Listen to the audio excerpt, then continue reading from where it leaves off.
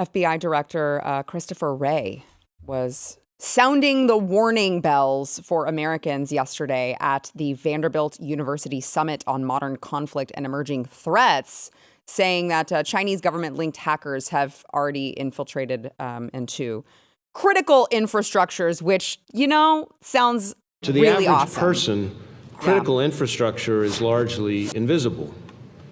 These are sectors whose existence we don't often think about or appreciate as long as they're working right. But these vital sectors, we're talking about everything from water treatment facilities and energy grids to transportation and information technology, form the backbone of our society. And what a lot of Americans may not be tracking closely is that China is positioning its enormous hacking enterprise, remember, 50-1, for more than just the outrageous theft campaign I described a few minutes ago. It's using that mass, those numbers, to give itself the ability to physically wreak havoc on our critical infrastructure at a time of its choosing. The PRC has made it clear that it considers every sector that makes our society run fair game in its bid to dominate on the world stage, and that its plan is to land low blows against civilian infrastructure to try to induce panic and break America's will to resist. Great. So what are we going to do about that, Chris? And also, no duh, right? Yes, this is how China has been playing its game for a very long time now. So where's the solution? I'd like a solution-oriented administration. Do you think that it is possible that, because it's never happened before, that China would introduce a virus of some kind into the United States? No, that would never happen. Never That's happen. silly. But it does make me think, what was it, yesterday or the day before, they had all of those 911 outages in all those different states in the country. Was that related? If only we had a president that said we should bring the manufacturing home.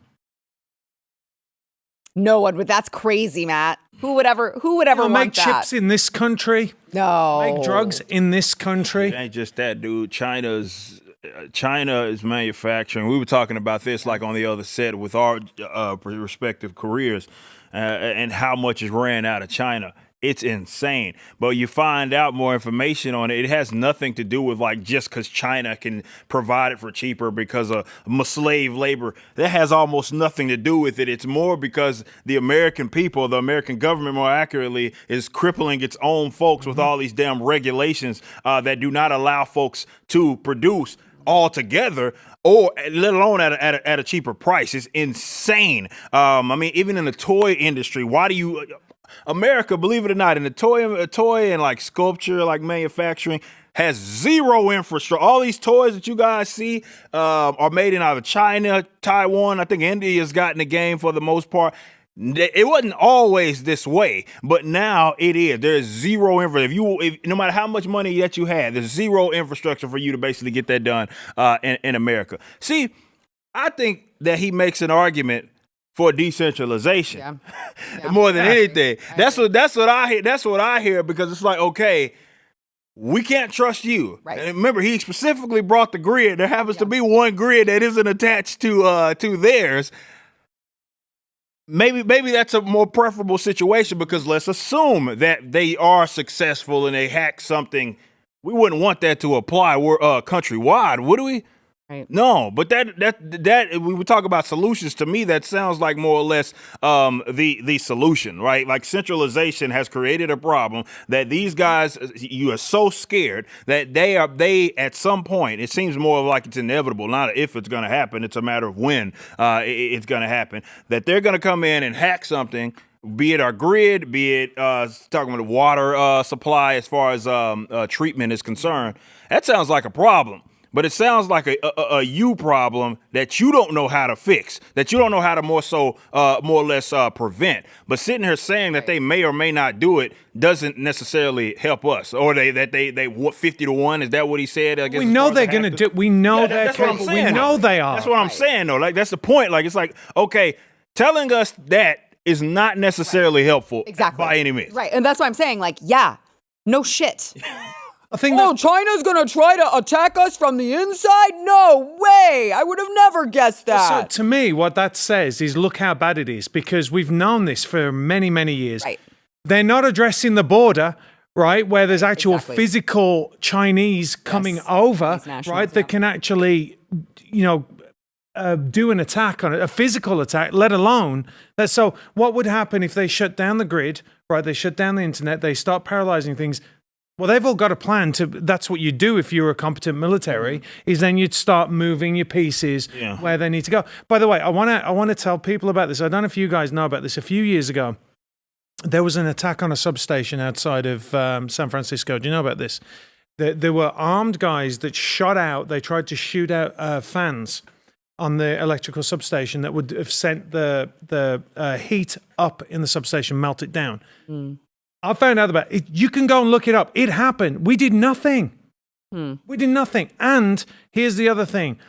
Our electrical grid is antiquated. Russia and China both have a grid now that's been updated. Ours is like from, I don't know if it's even from the 1950s. That would cost to completely change our entire electrical grid about $9 billion. Why are we sending money to Ukraine? Why are we doing it? We're all sitting there like, okay, it's 50-1. Take the $100 billion that you're sending to Ukraine and hire a bunch of hackers to go to compete against the Chinese. What are we doing? None of it ever makes sense. But China's positioned itself.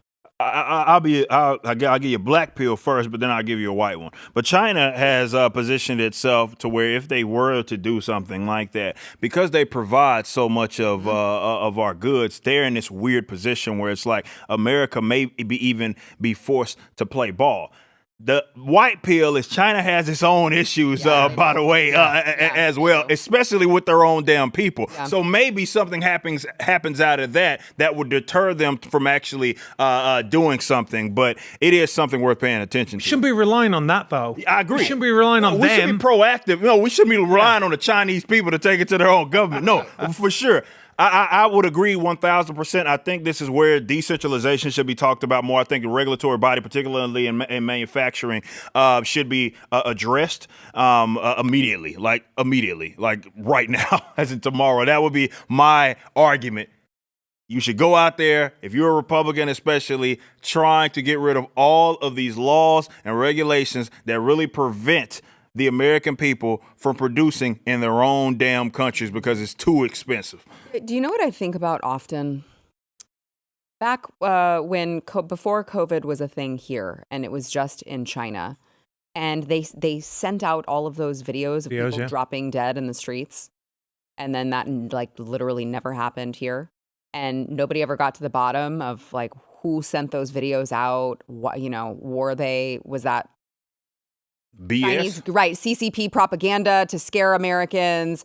I mean, I would argue it would have to have been because they were just dropping dead in the streets. And that's really weird because nobody did that here for COVID. And like everyone just seemed to forget about it. Well, and do you remember when they showed videos of them welding them into their apartment? Yeah. Like, and nobody's asking any questions. This is the issue. It is all on the American people. We can point here, we can point there, but it's all on us because people are not getting engaged. They're not asking questions. Like I said, let's just see what's going on TikTok, which is a Chinese propaganda tool as well. Right. So you're like, and you know what was funny? I just want to segue across to something. When we were going through yesterday, the jurors and where they got their information from, TikTok. It wasn't like maybe 6-7 years ago. It would have been Facebook, Instagram, right? It was TikTok. Which still is a problem, I would say. It's not all be a getting problem. your news from Facebook or Instagram either. It's all a problem, but it's really a problem when it's TikTok. Yes. So, I mean, we're in a lot of trouble. And again, as Eric always, we all always say, can we please look after America first? Can we please stop sending money away? By the way, we don't have it anyway. But can we just sort out our own infrastructure, please? Yeah, I mean, I really honestly thought that once COVID had actually happened, there were some silver linings, but I thought that one of them would be that Americans would agree that letting China manufacture our medications is a problem. Because if there's anything that you really don't want to have a shortage of, if there were some worldwide crisis or pandemic, it's freaking medication, life-saving medication that people need. Maybe we should stop letting our enemy manufacture it and send it here. I thought, okay, Americans have seen the problem. That's something that I've been on for a while, but nobody cared. Okay, well, this happened. Maybe now Americans have woken up. Maybe now they'll care and they'll do something about the fact that we should be producing our own freaking medication. Because let's not even talk. How about take shortages out of the mix? How about China decides to taint the medication that they're sending to us? I mean, there are so many different things that they could choose to do with that. And yet Americans they've just forgotten about it. And they're just like, well, we've got it back now. Everything's turned back on. It's totally fine. We're a soft people. Yeah. We're a soft people now. There in some states, there's still, and this is something that I saw coming from England, like you can still get eaten by a wild animal in America, right? You can still die. Yeah. And that's why Europe is so soft, because we don't have that anymore. There are not those situations where like a bear's going to come down and maul you. But we've become a soft nation where we don't like being uncomfortable. And I think this is where, you've got your people like Jocko Willink and all these other, mainly former military saying, and Jordan Peterson says it as well, like, you've got to be uncomfortable. You've got to be okay with being uncomfortable. You've got to put yourself in these situations. Americans don't like it. They don't want that. Give me my soma, reference to Brave New World. Give me my soma and let me go back to my life. I don't want to look, I don't want to see. This is horrible. And COVID is the classic example of that. That was tyranny. Mm-hmm. And we've just kind of gone, okay, right. Yeah, nobody's in prison. Right. And under the prison. And how many lawmakers do we have still on top of that? I can think of one, Rand Paul. He's the only one you're talking about. He's the only one, like, quite literally still holding, even Fauci's feet to the fire about how that whole ordeal was handled. Yeah. People have forgot. It's out of sight, out of mind. And nobody actually has said that where the virus came from. Still they they're haven't saying, even admitted fault. Like, you would at least be admit, hell, we can't even get Trump to do it. I mean, I think everybody cringes when he talks about, especially that damn jab. Every time he talks about it, we're like, like, can y'all at least admit y'all took an L on that one? Right. Like, you got that disastrously wrong. Like, not just wrong. You got it disastrously wrong. It cost people's livelihood because you got it wrong. And there are still people that will shrug and be like, yeah, we just had to do it. And what is one of the things, I mean, I do it with my kids, right, all the time, and you use it in business, right? If someone comes up to you or you ask them a question, it shows character. Say, you know what, I don't know, but I'll get back to you. Absolutely. Or saying, do you know what, I made a mistake there, let me rectify it. Yes. That is fine, and this is something that I really wish Trump would do on the vaccine. Yeah, right? But again, because there's so many other things going on, actually, people are letting that go for now. Yeah. But it still would be great to hear him say that and say, look, I did what I thought was bad. And by the way, I was one of the people who's going, he's pushing his vaccine. This is great. He's initially to get it done, because we didn't know at that point what was going to happen. And then the moment that we knew that it really was, I did. Pretty much I know. You know? Eric and I know. Yeah, we were over there kind of, I mean, we were, it was businesses planned over here at Blaze. Yes, I was in the community state, California. That's what I was going to say is like, but you are, I mean, you share the same story as millions of Americans who that woke you up. No. Totally woke me up to the dangers of the pharmaceutical industry. Well, I mean, which I'm very grateful for. I was just so that's what I'm saying. I mean, look, you can look at the process and say, he thought, let's just take those videos, for example. Yeah.